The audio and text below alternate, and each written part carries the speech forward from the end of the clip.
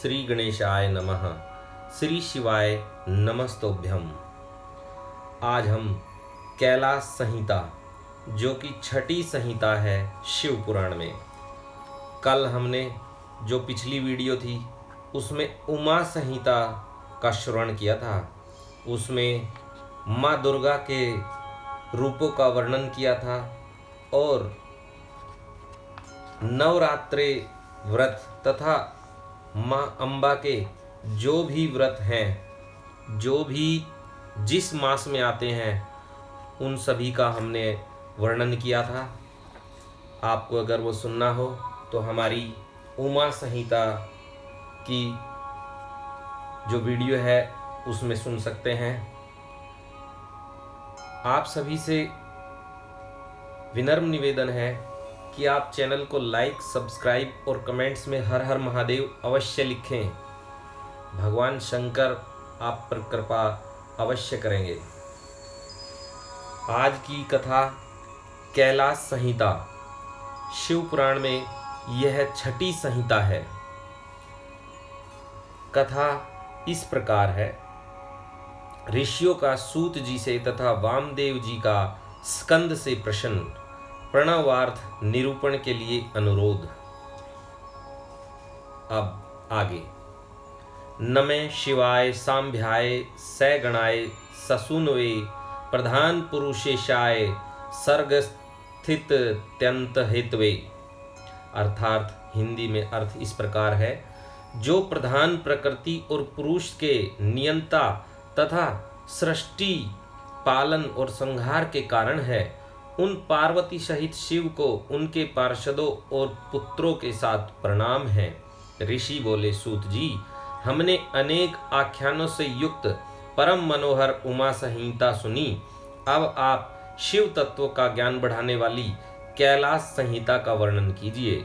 व्यास जी ने कहा, पुत्रों, शिव तत्व का प्रतिपादन करने वाली दिव्य कैलाश संहिता का वर्णन करता हूँ। तुम प्रेम पूर्वक सुनो।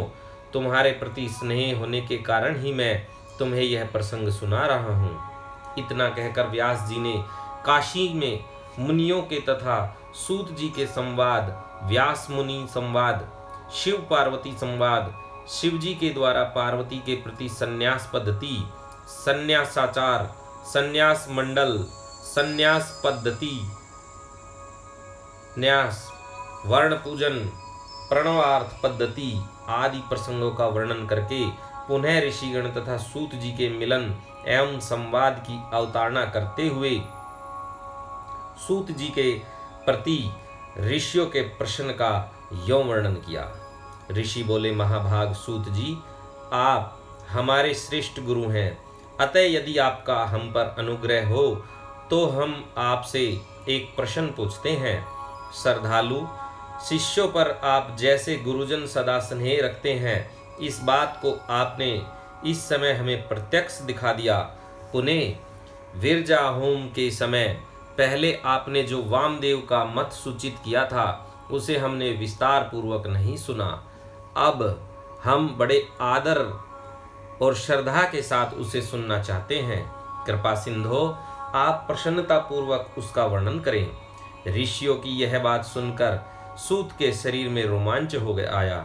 उन्होंने गुरु के भी परम उत्कृष्ट गुरु महादेव जी को, त्रिभुवन जननी महादेवी उमा को तथा गुरु व्यास को भी भक्ति पूर्वक नमस्कार करके मुनियों को आह्लादित करते हुए गंभीर वाणी में इस प्रकार कहा। सूत जी बोले, मुनियों, तुम्हारा कल्याण हो, तुम सब लोग सदा सुखी रहो। महाभाग महात्माओं, तुम भगवान शिव के भक्त तथा दृढ़ता पूर्वक व्रत का पालन करने वाले हो। यह निश्चित रूप से जानकर ही मैं तुम लोगों के समक्ष इस विषय का प्रसन्नता पूर्वक वर्णन करता हूँ। ध्यान देकर सुनो। पूर्व काल के रथंतर कल्प में महामुनि वामदेव माता के गर्भ से बाहर निकलते ही शिव तत्व के ज्ञाताओं में सर्वश्रेष्ठ माने जाने लगे। वे वेदों, आगमों, पुराणों तथा अन्य सब शास्त्रों के भी तात्विक अर्थ को जानने वाले थे। देवता, असुर तथा मनुष्य आदि जीवों के जन्म कर्मों का उन्हें भली भांति ज्ञान था। उनका संपूर्ण अंग भस्म लगाने से उज्जवल दिखाई देता था। उनके मस्तक पर जटाओं का समूह शोभा देता था। वे किसी के आश्रित नहीं थे। उनके मन में किसी वस्तु की इच्छा नहीं थी। वे शीत उष्ण आदि द्वंद्वों से परे तथा अहंकार शून्य थे। वे दिगंबर महाज्ञानी महात्मा दूसरे महेश्वर के समान जान पड़ते थे। उन्हीं के जैसे स्वभाव वाले बड़े बड़े मुनि शिष्य होकर उन्हें घेरे रहते थे। वे अपने चरणों के स्पर्श जनित पुण्य से इस पृथ्वी को पवित्र करते हुए सब और विचरते और अपने चित्त को निरंतर परम धाम स्वरूप परब्रह्म परमात्मा में लगाए रहते थे। इस तरह घूमते हुए वामदेव जी ने मेरु के दक्षिण शिखर कुमार श्रृंग में प्रसन्नता पूर्वक प्रवेश किया, जहाँ मयूर वाहन शिव कुमार ज्ञान में शक्ति धारण करने वाले समस्त असुरों के नाशक और सर्वदेव वंदित भगवान स्कंद रहते थे। उनके साथ उनकी शक्ति भूता गजावल्ली भी थी। वहीं स्कंदसर के नाम से प्रसिद्ध एक सरोवर था, जो समुद्र के समान अगाध एवं विशाल दिखाई देता था। उसका जल ठंडा और स्वादिष्ट था। वह सरोवर स्वच्छ अगाध एवं बहुत जल राशि से पूर्ण था। उसमें संपूर्ण आश्चर्यजनक गुण विद्यमान थे। वह जलाशय स्कंद स्वामी के समीप ही था। महामुनि वामदेव ने शिष्यों के साथ उसमें स्नान करके शिखर पर बैठे हुए मुनिवृंद सेवित कुमार का दर्शन किया। वे उगते हुए सूर्य के समान तेजस्वी थे। मोर उनका श्रेष्ठ वाहन था। उनके 4 भुजाएं थी। सभी अंगों से उदारता सूचित होती थी। मुकुट आदि उनकी शोभा बढ़ा रहे थे। रत्नभूत 2 शक्तियां उनकी उपासना करती थी। उन्होंने अपने 4 हाथों में क्रमशः शक्ति, कुक्कुट, वर और अभय धारण कर रखे थे। स्कंद का दर्शन और पूजन करके उन मुनीश्वर ने बड़ी भक्ति से उनका सत्वन आरंभ किया। वामदेव बोले, जो प्रणव के वाच्यार्थ, प्रणवार्थ के प्रतिपादक, प्रणवाक्षर रूप बीज से युक्त तथा प्रणव स्वरूप है, उन आप स्वामी कार्तिकेय को बारंबार नमस्कार है। वेदांत के अर्थभूत ब्रह्म ही जिनका स्वरूप है, जो वेदांत का अर्थ करते हैं, वेदांत के अर्थ को जानते हैं और नित्य विदित हैं, उन स्कंद स्वामी को बारंबार नमस्कार है। समस्त प्राणियों की हृदय गुफा में प्रतिष्ठित गुह को नमस्कार है, जो स्वयं गुह है, जिनका रूप गुह है और तथा जो गुह शास्त्रों के ज्ञाता हैं, उन स्वामी कार्तिकेय को नमस्कार है। प्रभो, आप अणु से भी अत्यंत अणु और महान से भी परम महान हैं। कारण और कार्य अथवा भूत और भविष्य के भी ज्ञाता हैं। आप परमात्म स्वरूप को नमस्कार है। आप स्कंद माता के गर्भ से च्युत हैं। स्कंदन गर्भ से स्खलन ही आपका रूप है। आप सूर्य और अरुण के समान तेजस्वी हैं। पारिजात की माला से सुशोभित मुकुट आदि धारण करने वाले आप स्कंद स्वामी को सदा नमस्कार है। आप शिव के शिष्य और पुत्र हैं। शिव कल्याण देने वाले हैं, शिव को प्रिय हैं तथा शिवा और शिव के लिए आनंद की निधि हैं। आपको नमस्कार है। आप गंगा जी के बालक, कृतिकाओं के कुमार, भगवती उमा के पुत्र तथा सरकंडों के वन में शयन करने वाले हैं। आप महाबुद्धिमान देवता को नमस्कार है। षडक्षर मंत्र आपका शरीर है। आप 6 प्रकार के अर्थ का विधान करने वाले हैं। आपका रूप 6 मार्गों से परे है। आप षडानन को बारंबार नमस्कार है। द्वादशात्मन आपके 12 विशाल नेत्र और 12 उठी हुई भुजाएं, उन भुजाओं में आप 12 आयुध धारण करते हैं। आपको नमस्कार है। आप चतुर्भुज रूपधारी, शांत तथा चारों भुजाओं में क्रमशः शक्ति, कुकुट, वर और अभय धारण करते हैं। आप असुर विदारण देव को नमस्कार है। आपका वक्षस्थल गजावल्ली के कुचों में लगे हुए कुमकुम से अंकित है। अपने छोटे भाई गणेश जी की आनंदमयी महिमा सुनकर आप मन ही मन आनंदित होते हैं। आपको नमस्कार है। ब्रह्मा आदि देवता, मुनि और किन्नर गणों से गाई जाने वाली गाथा विशेष के द्वारा जिनके पवित्र कीर्ति धाम का चिंतन किया जाता है, उन आप स्कंद को नमस्कार है। देवताओं के निर्मल किरीट को विभूषित करने वाली पुष्प मालाओं से आपके मनोहर चरणारविंदों की पूजा की जाती है, आपको नमस्कार है। जो वामदेव द्वारा वर्णित इस दिव्य स्कंद स्तोत्र का पाठ या श्रवण करता है वह परम गति को प्राप्त होता है। यह स्तोत्र बुद्धि को बढ़ाने वाला, शिव भक्ति की वृद्धि करने वाला, आयु, आरोग्य तथा धन की प्राप्ति कराने वाला है और सदा संपूर्ण अभीष्ट को देने वाला है। वामदेव ने इस प्रकार देव सेनापति भगवान स्कंद की स्तुति करके 3 बार उनकी परिक्रमा की और पृथ्वी पर दंड की भांति गिरकर नतमस्तक हो बारंबार साष्टांग प्रणाम किया और परिक्रमा करने के अनंतर वे विनीत भाव से उनके पास खड़े हो गए। वामदेव जी के द्वारा किए गए इस परमार्थपूर्ण स्तोत्र को सुनकर महेश्वर पुत्र भगवान स्कंद बड़े प्रसन्न हुए। उस समय वे महासेन वामदेव जी बोले, मुने, मैं तुम्हारी की हुई पूजा, स्तुति और भक्ति से तुम पर बहुत प्रसन्न हूँ। तुम्हारा कल्याण हो। आज मैं तुम्हारा कौन सा प्रिय कार्य सिद्ध करूं? तुम योगियों में प्रधान, सर्वथा परिपूर्ण और निष्पर्श हो। इस जगत में कोई ऐसी वस्तु नहीं है जिसके लिए तुम जैसे वितराग महर्षि याचना करें। तथापि धर्म की रक्षा और संपूर्ण जगत पर अनुग्रह करने के लिए तुम जैसे साधु संत भूतल पर विचरते रहते हैं।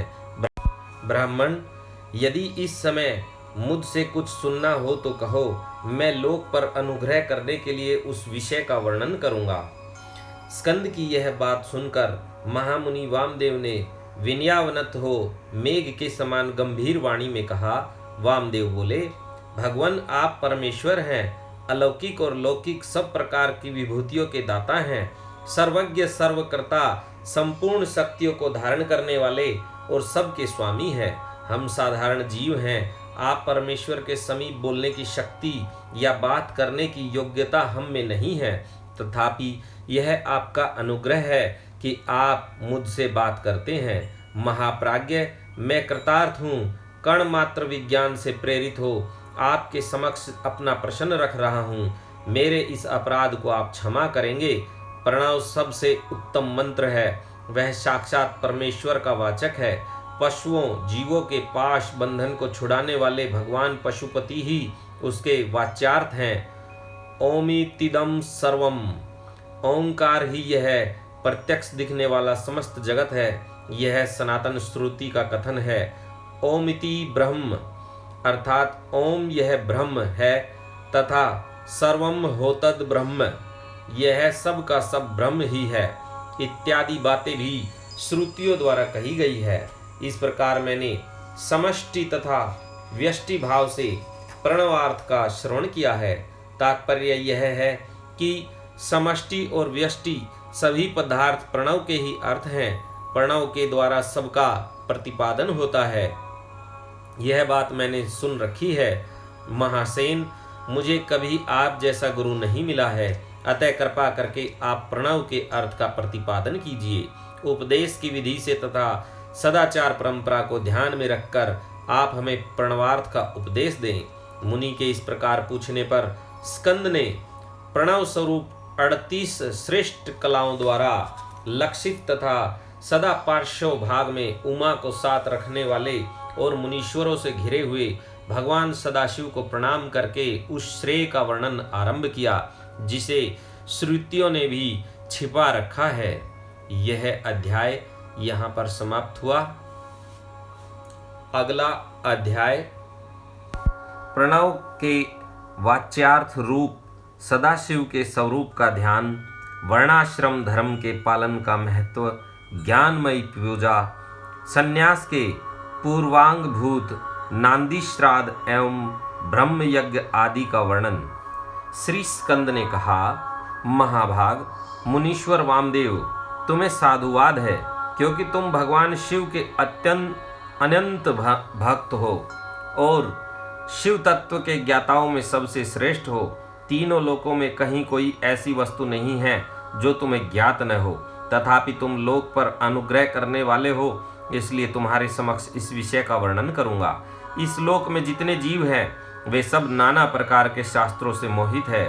परमेश्वर की अति विचित्र माया ने उन्हें परमार्थ से वंचित कर दिया है। अतः प्रणव के वाच्यार्थभूत साक्षात महेश्वर को वे नहीं जानते। वे महेश्वर ही सगुण, निर्गुण तथा त्रिदों के जनक परब्रह्म परमात्मा हैं। मैं अपना दाहिना हाथ उठाकर तुमसे शपथ पूर्वक कहता हूँ कि यह सत्य है, सत्य है, सत्य है। मैं बारंबार इस सत्य को दोहराता हूँ कि प्रणव के अर्थ साक्षात शिव ही हैं।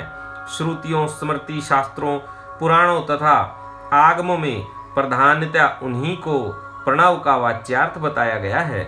जहाँ से मन सहित वाणी उस परमेश्वर को न पाकर लौट आती है, जिसके आनंद का अनुभव करने वाला पुरुष किसी से डरता नहीं। ब्रह्मा, विष्णु तथा इंद्र सहित यह संपूर्ण जगत भूतों और इंद्रिय समुदाय के साथ सर्वप्रथम जिससे प्रकट होता है, जो परमात्मा स्वयं किसी से और कभी भी उत्पन्न नहीं होता, जिसके निकट विद्युत, सूर्य और चंद्रमा का प्रकाश काम नहीं देता तथा जिसके प्रकाश से ही यह संपूर्ण जगत सब ओर से प्रकाशित होता है, वह परब्रह्म परमात्मा संपूर्ण ऐश्वर्य से संपन्न होने के कारण स्वयं ही सर्वेश्वर शिव नाम धारण करता है। हृदयाकाश के भीतर विराजमान जो भगवान शंभु मुमुक्षु पुरुषों के ध्येय हैं, जो सर्वव्यापी प्रकाश आत्मा भास स्वरूप एवं चिन्मय है, जिन परम पुरुष की पराशक्ति शिवा भक्ति भाव से सुलभ मनोहरा निर्गुण अपने गुणों से ही निगुण और निष्कल है, उन परमेश्वर के तीन रूप हैं, स्थूल, सूक्ष्म और इन दोनों से परे। मुने मुमुक्षु योगियों को नित्य कर्म से उनके इन स्वरूप का ध्यान करना चाहिए। वे शंभु निष्कल संपूर्ण देवताओं के सनातन आदिदेव, ज्ञान, क्रिया, स्वभाव एवं परमात्मा कहे जाते हैं। उन देवाधिदेव की साक्षात मूर्ति सदाशिव है। ईशान आदि 5 मंत्र उनके शरीर है। वे महादेव जी पंचकला रूप हैं। उनकी अंग कांति शुद्ध स्फटिक के समान उज्जवल है। वे सदा प्रसन्न रहने वाले तथा शीतल आभा से युक्त हैं। उन प्रभु के 5 मुख, 10 भुजाएं और 15 नेत्र हैं। ईशान मंत्र उनका मुकुट मंडित मस्तक है। तत्पुरुष मंत्र उन पुरातन प्रभु का मुख है। अघोर मंत्र हृदय है।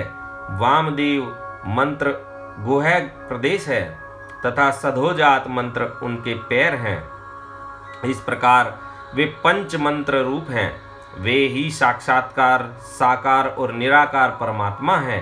सर्वज्ञता आदि 6 शक्तियां उनके शरीर के 6 अंग हैं। वे शाब्दादि शक्तियों से सफुरित हृदय कमल के द्वारा सुशोभित है। वाम भाग में मनोन्मेनी नामक अपनी शक्ति से विभूषित है। अब मैं मंत्र आदि 6 प्रकार के अर्थों को प्रकट करने के लिए जो अर्थोपन्यास की पद्धति है, उसके द्वारा प्रणव के समष्टि और व्यष्टि संबंधी भावार्थ का वर्णन करूंगा। परंतु पहले उपदेश का क्रम बताना उचित है, इसलिए उसी को सुनो। मुने, इस मानव लोक में 4 वर्ण प्रसिद्ध है। उनमें से जो ब्राह्मण, क्षत्रिय और वैश्य ये 3 वर्ण हैं, उन्हीं का वैदिक आचरण से संबंध है। त्रैवर्णकों की सेवा ही जिनके लिए सारभूत धर्म है, उन शूद्रों का वेदाध्ययन में अधिकार नहीं है। यदि ये सब त्रैवर्णिक अपने अपने आश्रम धर्म के पालन में हार्दिक अनुराग के साथ लगे हों, तो उनका ही श्रुतियों और स्मृतियों में प्रतिपादित धर्म के अनुष्ठान में अधिकार है, दूसरे का कदापि नहीं। श्रुति और स्मृति में प्रतिपादित कर्म का अनुष्ठान करने वाला पुरुष अवश्य सिद्धि को प्राप्त होगा। यह बात वेदोक्त मार्ग को दिखाने वाले परमेश्वर ने स्वयं कही है। वर्ण धर्म और आश्रम धर्म के पालन जनित पुण्य से परमेश्वर का पूजन करके बहुत से श्रेष्ठ मुनि उनके सायुज्य को प्राप्त हो गए हैं। ब्रह्मचर्य के पालन से ऋषियों की, यज्ञ कर्मों के अनुष्ठान से देवताओं की तथा संतानोत्पादन से पितरों की तृप्ति होती है, ऐसा श्रुति ने कहा है। इस प्रकार ऋषि रण, देवरण तथा पितृरण इन तीनों से मुक्त हो वानप्रस्थ आश्रम में प्रविष्ट होकर मनुष्य शीत, उष्ण तथा सुख दुखादि द्वंद्वों को सहन करते हुए जितेंद्रिय, तपस्वी और मिताहारी हो यम नियम आदि योग का अभ्यास करें, जिससे बुद्धि निश्चल तथा अत्यंत दृढ़ हो जाए। इस प्रकार क्रमशः अभ्यास करके शुद्ध चित्त हुआ पुरुष संपूर्ण कर्मों का संन्यास कर दे। समस्त कर्मों का संन्यास करने के पश्चात ज्ञान के समादर में तत्पर रहे। ज्ञान के समादर को ही ज्ञानमयी पूजा कहते हैं। वह पूजा जीव की साक्षात शिव के साथ एकता का बोध कराकर जीवन मुक्ति रूप फल देने वाली है। यतियों के लिए इस पूजा को सर्वोत्तम तथा निर्दोष समझना चाहिए। महाप्राज्ञ, तुम पर स्नेह होने के कारण लोकानुग्रह की कामना से मैं उस पूजा की विधि बता रहा हूँ। सावधान होकर सुनो। साधक को चाहिए कि वह संपूर्ण शास्त्रों के तत्वार्थ के ज्ञाता, वेदांत ज्ञान के पारंगत तथा बुद्धिमानों में श्रेष्ठ आचार्य की शरण में जाए। उत्तम बुद्धि से युक्त एवं चतुर साधक आचार्य के समीप जाकर विधि पूर्वक दंड प्रणाम आदि के द्वारा उन्हें यत्न पूर्वक संतुष्ट करें। फिर गुरु की आज्ञा ले वह 12 दिनों तक केवल दूध पीकर रहे। तदंतर शुक्ल पक्ष की चतुर्थी या दशमी को प्रातःकाल विधिवत स्नान कर शुद्ध चित्त हुआ विद्वान साधक नित्य कर्म करके गुरु को बुलाकर शास्त्रोक्त विधि से नांदी श्राद्ध करें। नांदी श्राद्ध में विश्व देवों की संज्ञा सत्य और वसु बताई गई है। प्रथम देव श्राद्ध में नांदी मुख देवता ब्रह्मा, विष्णु और महेश कहे गए हैं। दूसरे ऋषि श्राद्ध में उन्हें ब्रह्मऋषि, देवर्षि तथा राजश्री कहा गया है। तीसरे दिव्य श्राद्ध में उनकी वसु, रुद्र और आदित्य संज्ञा बताई गई है। चौथे मनुष्य श्राद्ध में सनक आदि 4 मुनीश्वर ही नंदीमुख देवता हैं।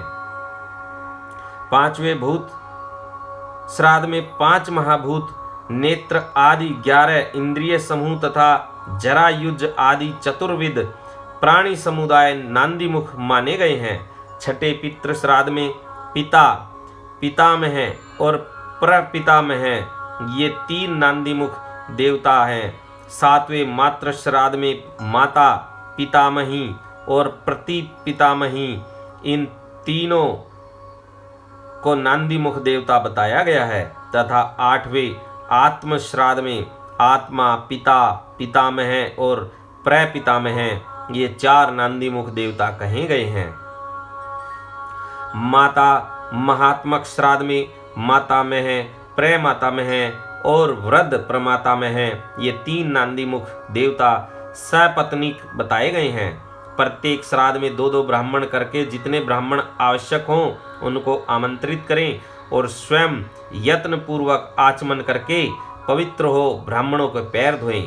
उस समय इस प्रकार कहें, जो समस्त संपत्ति की प्राप्ति में कारण आई हुई आपत्ति के समूह को नष्ट करने के लिए धूमकेतु रूप तथा अपार संसार सागर से पार लगाने के लिए सेतु के समान है, वे ब्राह्मणों की चरण धूलियां मुझे पवित्र करें। जो आपत्ति रूपी घने अंधकार को दूर करने के लिए सूर्य, अभीष्ट अर्थ को देने के लिए कामधेनु तथा समस्त तीर्थों के जल से पवित्र मूर्तियां हैं, वे ब्राह्मणों की चरण धूलियां मेरी रक्षा करें।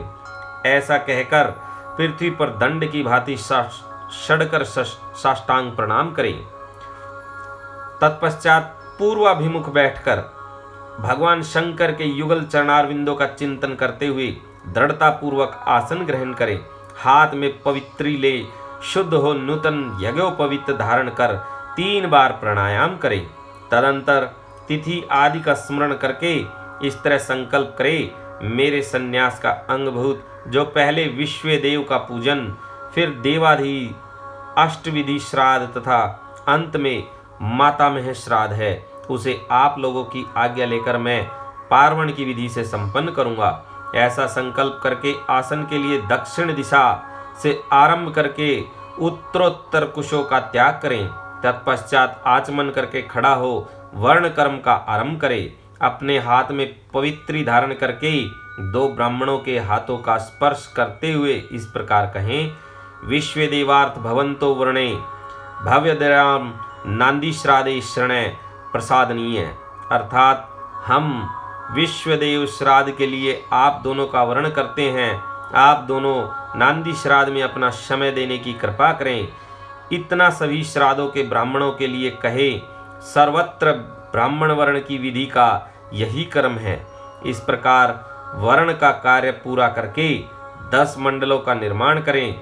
उत्तर से आरंभ करके 10 मंडलों का अक्षत से पूजन करके उनमें कर्म से ब्राह्मणों को स्थापित करें। फिर उनके चरणों पर भी अक्षत आदि चढ़ाएं। तदंतर संबोधन पूर्वक विश्वदेव आदि नामों का उच्चारण करें और कुशय पुष्प अक्षत एवं जल से इदम व पादम कहकर पाद्य निवेदन करें। इस प्रकार पाद्य देकर स्वयं भी अपना पैर धो लें और उत्तराभिमुख हो आचमन करके एक एक श्राद्ध के लिए जो 2-2 ब्राह्मण कल्पित हुए हैं उन सबको आसनों पर बिठाएं तथा यह कहें विश्वदेव स्वरूपस्य ब्राह्मणस्य इदमासनम। विश्वदेव स्वरूप ब्राह्मण के लिए यह आसन समर्पित है। यह कह कुश आसन दे, स्वयं भी हाथ में कुश लेकर आसन पर स्थित हो जाएं। इसके बाद कहें अस्मिनानंदी मुख श्राद्धे विश्वदेवार्थे भवदयाक्षण क्रियताम। इस नांदी मुख श्राद्ध में विश्वदेव के लिए आप दोनों क्षण करें, समय प्रदान करें। तदंतर प्राप्नुक्ताम भवंतो, आप दोनों ग्रहण करें, ऐसा कहें। फिर वे दोनों श्रेष्ठ ब्राह्मण इस प्रकार उत्तर दें प्राप्नुयावे, हम दोनों ग्रहण करेंगे। इसके बाद यजमान उन श्रेष्ठ ब्राह्मणों से प्रार्थना करे मेरे मनोरथ की पूर्ति हो, संकल्प की सिद्धि हो, इसके लिए आप अनुग्रह करें। तत्पश्चात पद्धति के अनुसार अर्घ्य दें। पूजन कर शुद्ध केले के पत्ते आदि धोए हुए पात्रों में परिपक्व अन्न आदि भोजन पदार्थों को परोसकर पृथक पृथक कुश बिछाकर और स्वयं वहां जल छिड़ककर प्रत्येक पात्र पर आदर पूर्वक दोनों हाथ लगा पृथ्वी ते पात्रम इत्यादि मंत्र का पाठ करें। वहां स्थित हुए देवता आदि का चतुर्थ्यंत उच्चारण करके अक्षत सहित जल ले स्वाहा बोलकर उनके लिए अन्न अर्पित करें और अंत में नैमम इस वाक्य का उच्चारण करें। सर्वत्र माता आदि के लिए भी अन्न अर्पण की यही विधि है। अंत में इस प्रकार प्रार्थना करें यत् पादे पादम स्मरणाद यस्य नाम जपादपि न्यूनम करम भवेत पूर्णतः तम वंदे शांभीश्वरम। अर्थ इस प्रकार है जिनके चरणार विंदों के चिंतन एवं नाम जप से न्यूनतापूर्ण अथवा अधूरा कर्म भी पूरा हो जाता है, उन सांब सदाशिव उमा महेश्वर की मैं वंदना करता हूँ। इसका पाठ करके कहे ब्राह्मणों, मेरे द्वारा किया हुआ यह नांदी मुख श्राद्ध यथोक्त रूप से परिपूर्ण हो, यह आप कहें। ऐसी प्रार्थना के साथ उन श्रेष्ठ ब्राह्मणों को प्रसन्न करके उनका आशीर्वाद लें और अपने हाथ लिया हुआ जल छोड़ दें। फिर पृथ्वी पर दंड की भांति गिरकर प्रणाम करें और उठकर ब्राह्मणों से कहें यह अन्न अमृत रूप हो।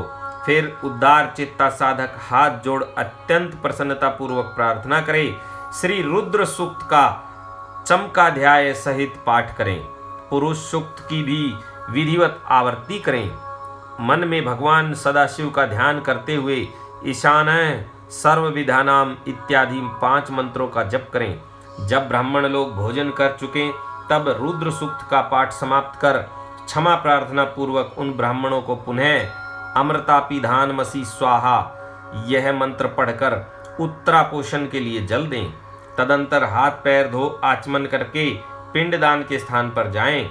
वहां पूर्वाभिमुख बैठकर मौन भाव से 3 बार प्राणायाम करें।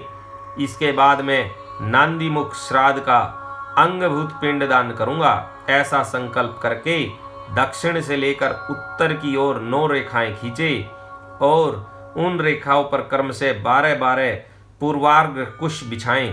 फिर दक्षिण की ओर से देवता आदि के 5 स्थानों पर चुपचाप अक्षत और जल छोड़ें। पितृवर्ग के 3 स्थानों पर क्रम से अक्षत जल छोड़कर 9वें माता महादि के स्थान पर भी मार्जन करें। तत्पश्चात अत्र पित्रो माध्यध्वम कहकर देवादि के 5 स्थानों पर कर्म से अक्षत जल छोड़ें। इस प्रकार अवनेजन दे 5 स्थानों पर प्रत्येक के लिए 3-3 पिंड दें। इसी तरह शेष स्थानों पर भी करें। अपने ग्रह सूत्र में बताई हुई पद्धति के अनुसार सभी पिंड पृथक पृथक देने चाहिए। फिर पितरों के साथ गुणने के लिए जल अक्षत अर्पित करें। तत्पश्चात अपने हृदय कमल में सदा शिवदेव का ध्यान करें और पूर्वोक्त यत् पाद पद्य सम्रणात् इत्यादि श्लोक का पुनः पाठ करके ब्राह्मण को नमस्कार पूर्वक यथाशक्ति दक्षिणा दें। फिर त्रुटियों के लिए क्षमा प्रार्थना करके देवता पितरों का विसर्जन करें। पिंडों का उत्सर्ग करके उन्हें गौओं को खाने के लिए दे दें अथवा जल में डाल दें। तत्पश्चात पुण्यवाचन करके सब जनों के साथ भोजन करें। दूसरे दिन प्रातःकाल उठकर शुद्ध बुद्धि वाला साधक उपवास पूर्वक व्रत रखें। कांख और उपस्थ के बालों को छोड़कर शेष सभी बाल मुंडवा दें, परंतु शिखा के 7-8 बाल अवश्य बचा लें। फिर स्नान करके धुले हुए वस्त्र पहनकर शुद्ध हो 2 बार आचमन करके मौन हो विधिवत भस्म धारण करे। पुण्यवाचन करके उससे अपने आप का प्रोक्षण कर बाहर भीतर से शुद्ध हो। होम द्रव्य और आचार्य की दक्षिणा के द्रव्य को छोड़कर शेष सभी द्रव्य महेश्वर अर्पण बुद्धि से ब्राह्मणों और विशेषतः शिव भक्तों में बांट दे।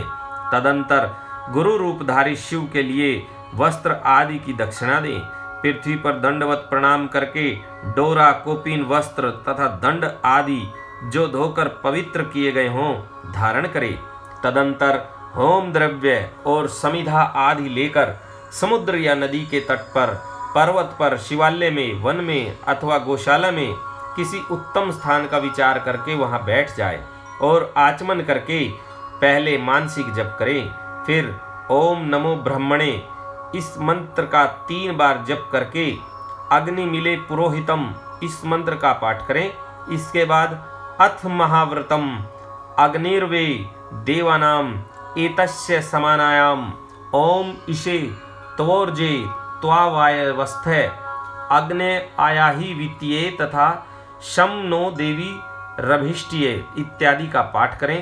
तत्पश्चात मैं ये रे से तय जय भय न ले गे पंच संवत्सरमयम समान्याम सम्मानते अथ शिक्षां प्रवक्ष्यामि वृद्धिरादित्य अथातो धर्म जिज्ञासा अथातो ब्रह्म जिज्ञासा इन सब का पाठ करें।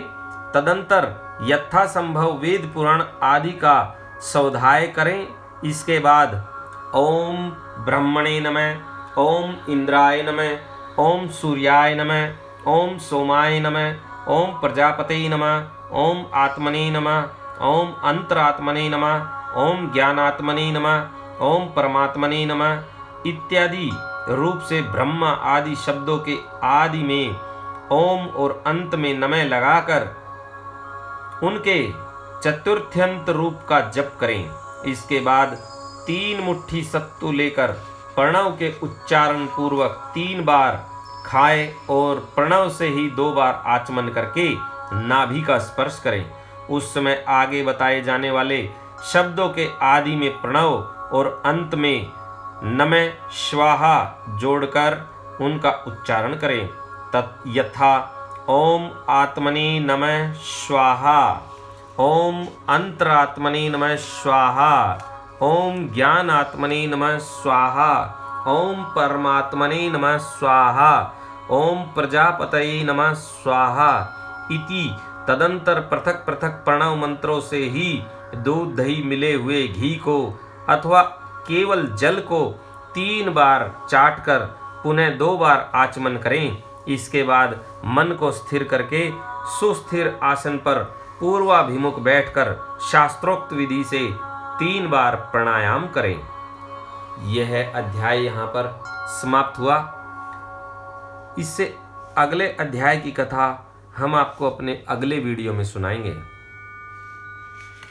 तब तक के लिए श्री शिवाय नमस्तोभ्यम, श्री शिवाय नमस्तोभ्यम। आप सभी भक्तों से अनुरोध है कि वो चैनल को लाइक, सब्सक्राइब और कमेंट्स में हर हर महादेव अवश्य लिखें। श्री शिवाय नमस्तोभ्यम, श्री शिवाये नमस्तोभ्यम। भगवान शंकर आप सभी की मनोकामना पूर्ण करें।